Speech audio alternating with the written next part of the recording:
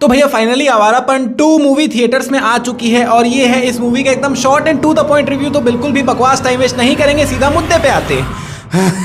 तो भैया सबसे पहला और सबसे मेन सवाल कि मुझे ये मूवी कैसी लगी। तो भैया मुझे ये मूवी ठीक ठाक लगी। मतलब जब इसका अनाउंसमेंट हुआ था कि आवारापन 2 करके कोई मूवी आने वाली है और जब मैंने इसका ट्रेलर देखा तभी मेरे दिमाग में एकदम क्लियर हो गया था कि ये मूवी सिर्फ और सिर्फ कैश ग्रैब के लिए बनाई गई है, पैसा कमाने के लिए बनाई जा रही है। मतलब भाई आवारापन का नाम है, इमरान हाशमी का नाम है, नॉस्टैल्जिया है, बस इसी के भरोसे सीक्वल बना दिया गया है। कहानी में कुछ खास नहीं होने वाला है, ऐसा मुझे लगा था। इसीलिए मैं एकदम लो एक्सपेक्टेशंस के साथ ही ये मूवी देखने गया था। और भाई जब आप कोई मूवी एकदम ही लो एक्सपेक्टेशंस के साथ जाते हो और उस मूवी में आपको थोड़े से भी ट्विस्ट एंड टर्न्स दिख जाते हैं, थोड़ी भी स्टोरी दिख जाती है, तो मूवी ऑटोमेटिकली ही थोड़ी अच्छी लगने लगती है। और मेरे साथ भी एग्जैक्टली ऐसा ही हुआ। पूरी मूवी में छोटे मोटे ट्विस्ट एंड टर्न्स आते रहते हैं, मूवी धीरे धीरे करके मूवी की स्टोरी आगे बढ़ती रहती है, जो कि ओवरऑल एक डिसेंट वन टाइम वॉच बन जाती है। अब अगर थोड़ी स्टोरी की बात की जाए तो मैं स्टोरी के बारे में ज्यादा कुछ बता नहीं सकता क्योंकि ट्रेलर में ही कुछ नहीं बताया गया है स्टोरी के बारे में। लेकिन फिर भी अगर मैं कुछ बेसिक चीजें बताऊं तो आवारापन 1 में इमरान हाशमी के कैरेक्टर की डेथ हो जाती है, लेकिन समहाउ वो आवारापन 2 में जिंदा हो जाता है। लेकिन कैसे जिंदा हुआ भाई वो तो मूवी में ही देख लेना। वैसे भी उसके जिंदा होने का कोई बहुत बड़ा खास रीजन मूवी में दिया भी नहीं गया, एकदम छोटी सी बात है। आवारापन के पार्ट 1 में इमरान हाशमी का कैरेक्टर लड़कियों को ह्यूमन ट्रैफिकिंग से बचाने का काम करता है और पार्ट 2 का मेन प्लॉट भी ह्यूमन ट्रैफिकिंग के अराउंड ही घूमता है। मतलब पूरी मूवी का जो मेन प्लॉट है जिसपे पूरी स्टोरी डिपेंड करती है, उसका जो मेन प्लॉट है वो ह्यूमन ट्रैफिकिंग ही है। मूवी का फर्स्ट हाफ मुझे थोड़ा स्लो लगा, लेकिन सेकंड हाफ कंपैरेटिवली थोड़ा बेटर था। और भैया अब आते हैं मूवी की सबसे अजीब चीज पर, जोरावर। मूवी में एक कैरेक्टर है जो कि विलन है जिसका नाम है जोरावर। और जोरावर के बारे में आगे बताने से पहले मैं आपको बता दूं कि पूरी मूवी का जो सेटअप है वो बैंकॉक में है। बैंकॉक का एक बहुत बड़ा डॉन है जो कि ड्रग्स और कोकेन में बिजनेस करता है, उसका बेटा है जोरावर। और मूवी की स्टार्टिंग में ही वो अपने बाप को गला दबा के मार देता है। लेकिन भाई क्यों मारा, कोई प्रॉपर रीजन नहीं दिया गया है। मतलब एक छोटा सा रीजन दिया जाता है लेकिन वो रीजन कोई सेंस नहीं बनाता मेरे लिए। और मारता भी लिटरली कैसे है, मतलब बाप उसका सामने खड़ा है, ये उनके पीछे खड़ा है, सॉरी पापा बोल के गले में हाथ डालेगा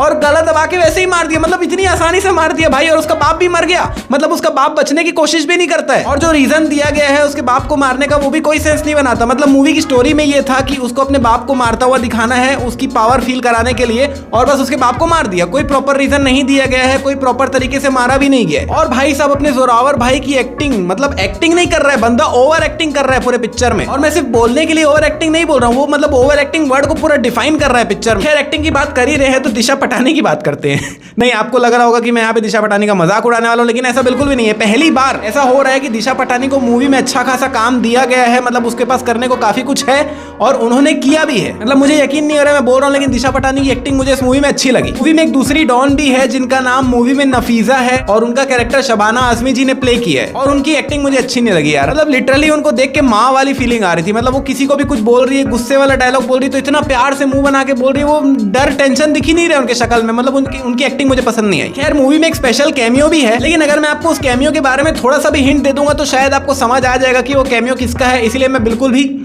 नहीं बताने वाला हूँ ये क्या किया मैं। बाकी साइड कैरेक्टर्स की एक्टिंग भी ओवरऑल मुझे कुछ खास नहीं लगी। ओवरऑल मूवी के काफी पार्ट्स को देखकर वो लो बजट वाली फील आ रही थी, स्पेशली फाइटिंग सीन। मतलब लिटरली फाइटिंग सीन देखकर मेरे दिमाग में एक ही चीज घूम रहा था, लो बजट मतलब लो बजट वाली। मतलब मैं क्या फील आ रहा था वो कैसे समझाऊं, मुझे समझ नहीं आ रहा, इसलिए मैं लो बजट बोल दे रहा हूँ। आप पिक्चर देखोगे तो आपको समझ आ जाएगा। और एक कमाल की बात बताऊं, ये इमरान हाशमी की पिक्चर है और इसमें एक भी किसिंग सीन नहीं है। मतलब मुझे यकीन नहीं हो रहा है मैं ये बोल रहा हूँ, लेकिन ये इमरान हाशमी की पिक्चर है और ये फैमिली फिल्म है, आप इसको फैमिली के साथ जा सकते हो। कुछ भी गलत सीन नहीं है इसमें, किसिंग सीन तो बहुत दूर की बात है, ऐसा वैसा कुछ भी सीन नहीं है इसमें। तो अगर आप इस वीकेंड टाइम पास के लिए कोई मूवी देखना चाहते हो, आवारापन के सॉन्ग्स और नॉस्टैल्जिया से कनेक्टेड हो, तो एक बार ये मूवी जा सकते हो। और अगर आप आवारापन नहीं देखे हो तो ऐसा मत समझना कि आप आवारापन 2 आपको समझ ही नहीं आएगी। मैं भी नहीं देखा था लेकिन मुझे समझ आ गई। बाकी मेरे लिए एक डिसेंट वन टाइम वॉच है, सॉन्ग्स और नॉस्टैल्जिया के लिए देख सकते हो, वरना ऐसी कोई मस्ट वॉच नहीं है ये मूवी। तो भाई आपके क्या थॉट्स है इस मूवी पे? अगर आपने देख रखा है तो नीचे कमेंट में बताओ आपको कैसी लगी। नहीं देखे हो तो आप देखने वाले हो कि नहीं वो नीचे कमेंट में बताओ। वीडियो बनाए तो लाइक शेयर सब्सक्राइब कमेंट सब कुछ कर लो और हम मिलते हैं वीडियो में।